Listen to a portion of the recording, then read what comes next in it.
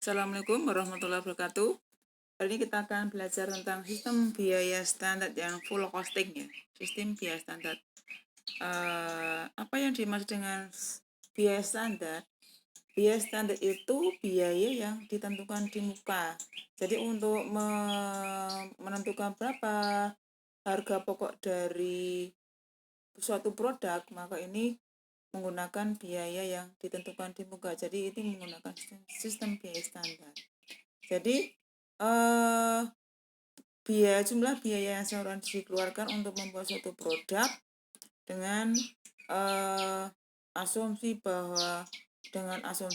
kondisi ekonomi, kemudian efisiensi dan faktor-faktor lain yang menentukan sehingga biaya itu ditentukan di muka. Nah, apa manfaatnya kalau sistem biaya yang ditentukan di muka? Bahwa biaya itu untuk sistem biaya standar itu dirancang untuk mengendalikan biaya. Jadi biaya itu dikendalikan dari awal ya. Kemudian memberi pedoman kepada manajemen berapa biaya yang seharusnya digunakan untuk membuat suatu produk. Kemudian untuk menyajikan, jadi ini nanti pada akhir setelah produk itu selesai diproduksi, maka untuk menyajikan analisis berapa penyimpangannya dengan membandingkan antara biaya yang sesungguhnya dengan biaya standar. Nanti setelah selesai proses produksi itu biasanya menganalisis selisihnya itu berapa ya. Kemudian untuk menentukan berapa biaya bahan baku standar, kita mulai karena biaya produksi kan ada 3 ya, ada biaya bahan baku, BTK, dan BOP. Maka kita mulai dari penentuan biaya bahan baku standar. Nah, untuk menentukan biaya bahan baku standar ini ada 2 hal yang harus kita perhatikan. Yang pertama adalah kuantitas standar dan yang kedua adalah harga standar. Ini yang digunakan untuk menentukan biaya bahan baku standar. Kemudian untuk menentukan biaya tenaga kerja standar itu juga 2, yaitu jam kerja standar ini dan tarif upah standar. Ini untuk menentukan berapa. Nah, kalau tadi yang bahan bakunya, ini yang penting di sini. Untuk menentukan bahan baku standar adalah kuantitas standar dengan harga standar.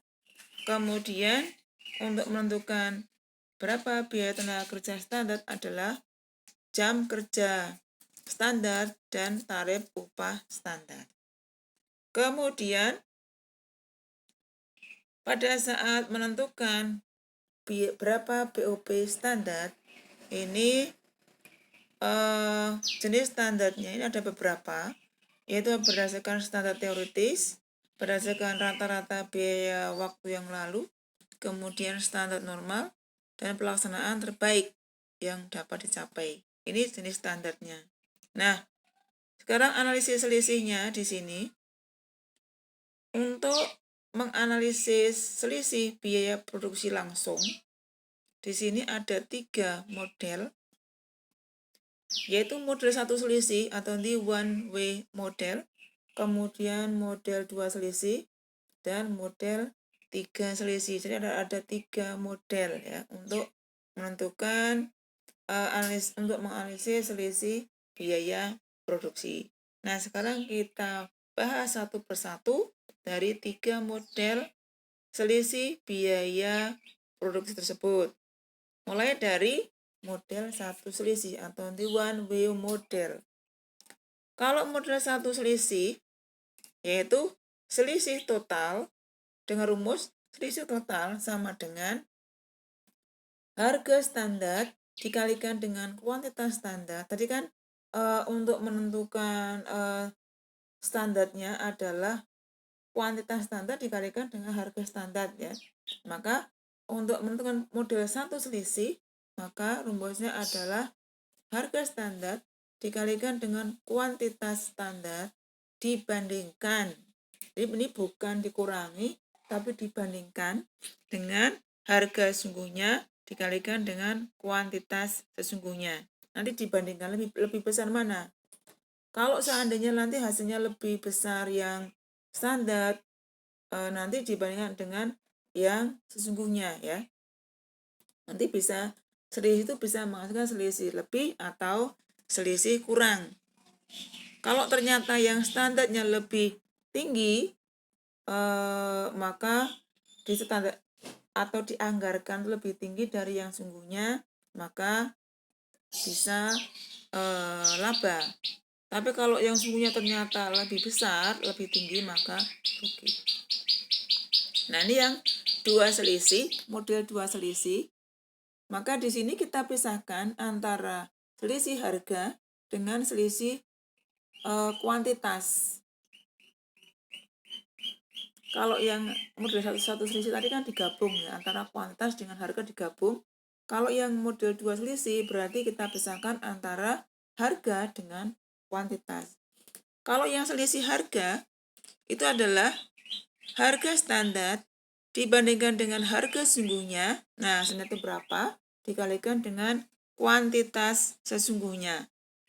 Kemudian untuk yang selisih kuantitas, maka kuantitas standar dibandingkan dengan kuantitas sungguhnya dikalikan dengan harga standar. Itu yang selisih model dua selisih. Nanti kita bedakan antara selisih harga dengan selisih kuantitas. Nah, di sini kita bedakan, kita contoh ya, misalkan kuantitas standarnya 100.000 kg, kuantitas sungguhnya 90.000 kg, harga standar Rp500, harga sungguhnya Rp550. Ini dengan model dua selisih. Tadi selisih harga adalah harga standar dibandingkan dengan harga sungguhnya dikalikan dengan kuantitas sesungguhnya. Nah, ini harga standarnya ternyata lebih kecil atau harga sesungguhnya ternyata lebih besar, maka ini selisihnya adalah Rp50. Maka karena harga sesungguhnya lebih besar, maka selisihnya adalah selisih rugi. Kebalikannya, kalau seandainya harga standarnya lebih besar, maka selisih laba. Kemudian selisih kuantitas, tadi kuantitas standar dibandingkan dengan kuantitas sungguhnya dikalikan dengan harga standar. Nah, ternyata di sini kuantitas standar lebih besar dari kuantitas sungguhnya, maka selisihnya adalah selisih laba. Nah, nanti baru kita gabungkan ya. Kemudian yang model tiga selisih. Di sini kita bandingkan antara selisih harga, selisih kuantitas, dan selisih harga atau kuantitas. Kemudian di sini ada tiga kemungkinan. Yang pertama ya. Kemudian yang pertama bahwa harga dan kuantitas standar lebih tinggi atau lebih rendah dari harga dan kuantitas sungguhnya. Ini kemungkinan yang pertama. Jadi harga dan kuantitas standar itu lebih tinggi atau lebih rendah, dua-duanya itu lebih tinggi atau lebih rendah dari harga dan kuantitas sungguhnya yang standar ya. Maka rumusnya adalah selisih harga sama dengan harga standar dibandingkan dengan harga sungguhnya dikalikan dengan kuantitas standar. Jadi kalau seandainya nanti Anda menemui dalam kasus itu, Anda lihat untuk yang tiga selisih, apabila harga dan kuantitas standar itu lebih tinggi, dua-duanya itu lebih tinggi atau lebih rendah dari harga dan kuantitas sungguhnya, maka kita pakai rumus yang pertama. Pakai rumus yang ini. Lebih tinggi atau lebih rendah, yang standar ya. Kamu pakai rumus yang bersatu. Kemudian nomor 2, ini contohnya. Kemudian nomor 2, apabila harga standar lebih rendah, ini standar lebih rendah dari harga sungguhnya, tetapi, nah ini harus Anda perhatikan adalah tetapinya ini. Harga standarnya lebih rendah dari harga sungguhnya, tetapi kuantitas standarnya lebih tinggi dari kuantitas sungguhnya. Maka kita pakai rumus yang kedua. Kemudian, ini contohnya. Kemudian yang ketiga adalah harga standar lebih tinggi, ini lebih tinggi dari harga sungguhnya, tetapi kuantitas standar lebih rendah dari kuantitas sungguhnya. Yang harus dipakai adalah ini, tetapinya ini, namun ini. Ya, jadi kalau seandainya nanti di kasus dilihat dulu, apabila harga standar lebih tinggi dari harga sungguhnya, tetapi kuantitas standar lebih rendah dari kuantitas sungguhnya, maka kita pakai rumus yang ketiga.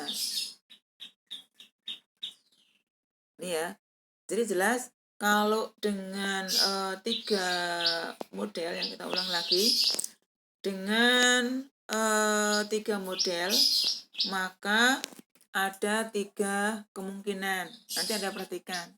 Kalau seandainya harga dan kuantitas standar lebih tinggi atau dua-duanya lebih tinggi atau lebih rendah dari harga dan kuantitas sungguhnya, maka kita pakai rumus yang pertama. Kemudian yang kedua, apabila harga standar lebih rendah dari harga sungguhnya, tetapi kuantitas standar lebih tinggi dari kuantitas sungguhnya, maka kita pakai rumus yang kedua. Yang ketiga, apabila harga standar lebih tinggi dari harga sungguhnya, tetapi kuantitas standar lebih rendah dari kuantitas sungguhnya, maka kita pakai rumus yang ketiga. Nah, itu yang tadi yang 3 selisih ya. Nah, sekarang untuk yang analisis selisih BOP. Nah, selisih BOP ini berbeda karena agak panjang ya. Untuk yang selisih BOP ini ada 4 model.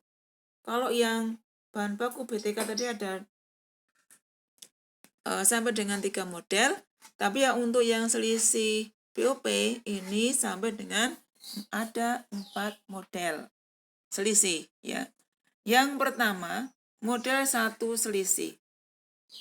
Yang model 1 selisih, maka caranya adalah BOP sungguhnya kita bandingkan dengan BOP yang dibebankan, maka itu adalah selisih model 1 selisih. Jadi kalau yang 1 selisih itu tinggal berapa BOP yang sungguhnya kita bandingkan dengan berapa BOP yang dibebankan. Nanti kita bandingkan ini. Yang 2 selisih, model 2 selisih itu ada 2 yaitu selisih terkendalikan atau controllable variance dan selisih volume atau volume variance. Yang selisih terkendalikan itu dicari dari BOP sungguhnya dibandingkan dengan BOP tetap pada kapasitas normal, sehingga kita menemukan BOP variabel yang sesungguhnya, kemudian kita kalikan dengan BOP variabel pada jam kerja standar. Itu yang selisih terkendalikan. Kemudian selisih volume adalah jam kerja pada kapasitas normal dibandingkan dengan jam tenaga kerja standar. Kemudian nanti hasilnya kita kalikan dengan tarif BOP tetap. Itu selisih volume. Nanti selisihnya kemudian kita gabungkan ya, antara 2 selisih itu kita gabungkan. Yang model 3 selisih, yang pertama di sini ada selisih pengeluaran atau spending variance, yaitu BOP sungguhnya dibandingkan dengan BOP tetap pada kapasitas normal. Nah, kemudian kita itu sama dengan BOP variabel yang sungguhnya. Kemudian di sini ada BOP variabel yang digunakan pada jam kerja sesungguhnya. Kemudian yang selisih kapasitas atau idle capacity variance, yaitu kapasitas normal dibandingkan dengan kapasitas sungguhnya, kemudian dikalikan dengan tarif BOP tetap. Kemudian yang selisih yang ketiga adalah selisih efisiensi, yaitu jam kerja standar dibandingkan dengan jam kerja sungguhnya. Nah, hasilnya itu dikalikan dengan tarif BOP. Nah, di sini karena hanya tarif BOP, nah biasanya kan BOP itu ada dua macam ya, ada BOP tetap, ada BOP variabel. Maka kalau yang selisih efisiensi di model 3 selisih, maka tarif BOP ini adalah terdiri dari BOP tetap dan BOP variabel. Tarif BOP tetap dan tarif BOP variabel itu kita tambahkan. Nah, nanti berapa tadi selisihnya itu kita kalikan dengan tarif BOP tetap plus tarif BOP variabel. Kemudian hasilnya nanti kita gabungkan. Kalau misalnya harus selisihnya rugi, kita sama-sama rugi, kita tambahkan. Kalau laba nanti kita kurangkan ya. Kemudian yang tadi model 3 selisih. Nah, sekarang yang model 4 selisih. Nah, untuk model 4 selisih ini hampir sama dengan model 3 selisih, hanya dikembangkan. Pengembangannya hanya di model 3 selisih itu ada selisih pengeluaran, selisih kapasitas, dan selisih efisiensi. Kalau yang model 3 selisih efisiensi itu hanya selisih efisiensi. Itu terdiri dari gabungan dari efisiensi variabel dan selisih efisiensi tetap. Nah, kalau yang 4 selisih, model 4 selisih ini, selisih efisiensi ini dibagi menjadi 2. Jadi yang efisiensi variabel dan selisih efisiensi tetap.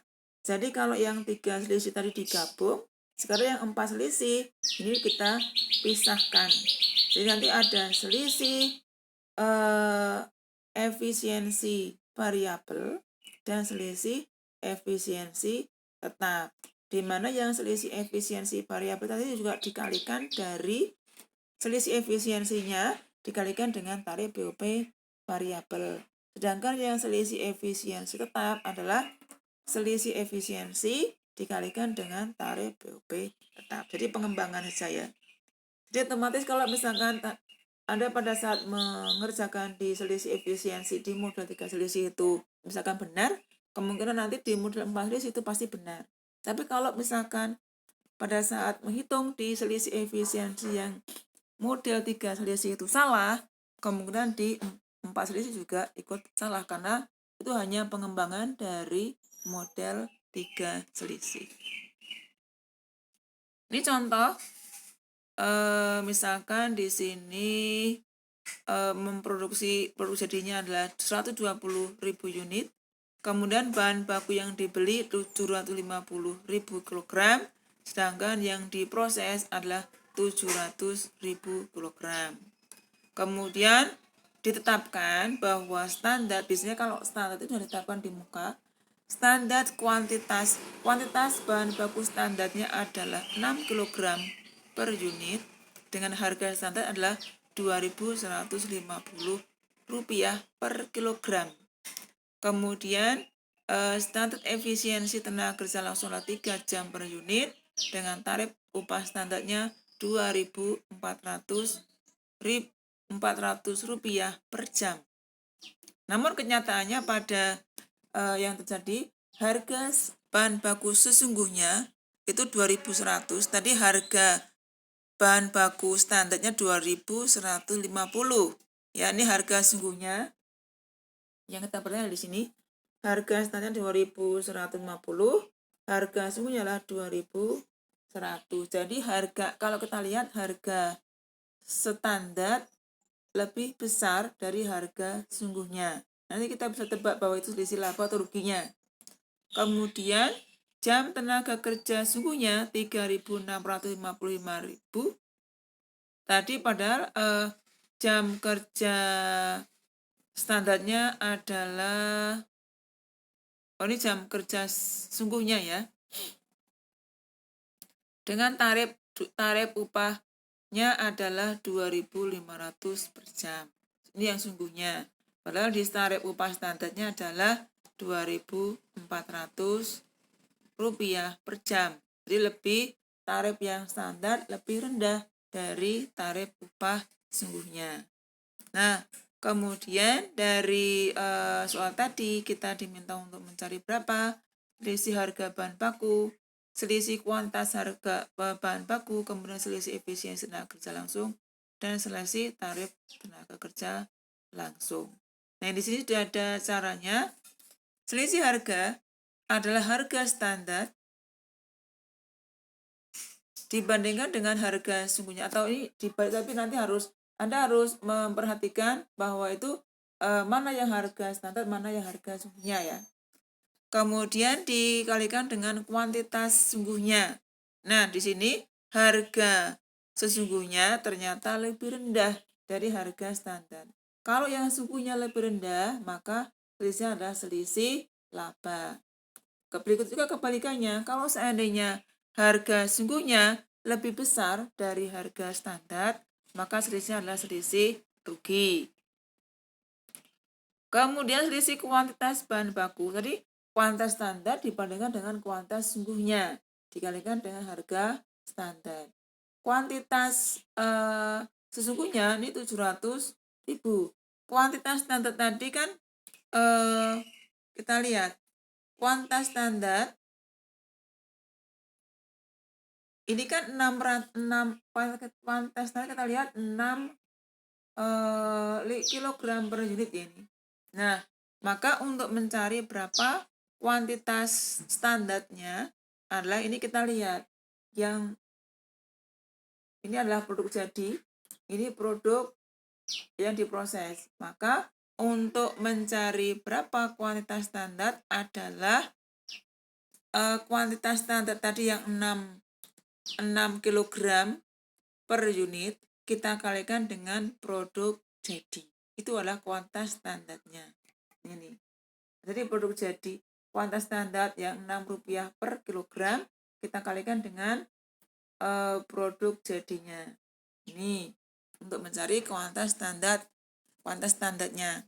Kemudian kita bandingkan dengan kuantitas sungguhnya dikalikan dengan harga standar.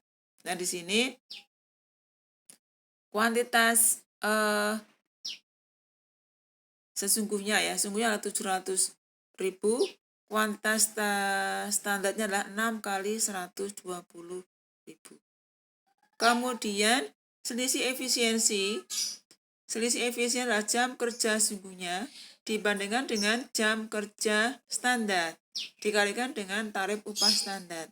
Jam kerja sungguhnya tadi 365.000.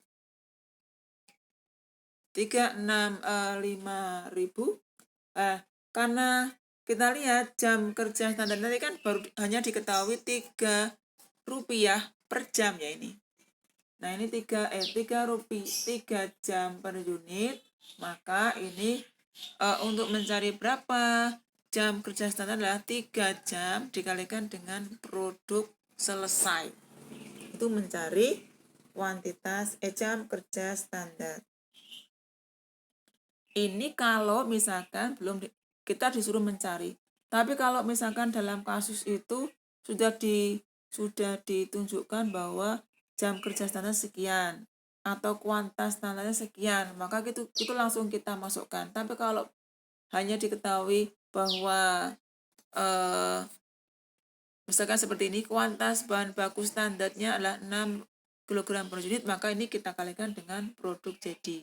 Atau standar efisiensi tenaga kerja langsungnya adalah 3 jam per unit, maka ini kita untuk mencari berapa jam kerja standar adalah 3 jam, itu kita kalikan dengan produk jadi.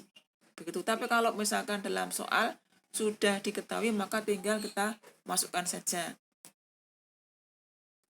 Kemudian untuk mencari selisih tarif, nah ini tarif upah sesungguhnya atau tarif upah standar nanti kita bandingkan dengan tarif upah sungguhnya. Kemudian dikalikan dengan jam kerja sungguhnya. Kemudian tadi permintaannya adalah bagaimana jurnal gaji dan upah yang harus dibayar, maka karena harus dibayar maka gaji dan upah karena belum dibayar berarti pada hutang gaji ya, atau berbagai macam hutang. Kemudian untuk mengalokasikannya, jadi nanti berapa gaji dan upahnya itu dialokasikan. Jadi yang masuk BDP itu berapa, yang masuk selisih efisiensi itu berapa, kemudian yang efisiensi tenaga kerja langsung, kemudian selisih tarif tenaga kerja langsung yang sudah kita cari tadi, kemudian pada gaji dan upah. Oke, demikian penjelasan saya mengenai standar biaya, mengenai biaya standar ya. Biaya standar. Semoga bermanfaat. Assalamualaikum warahmatullahi wabarakatuh.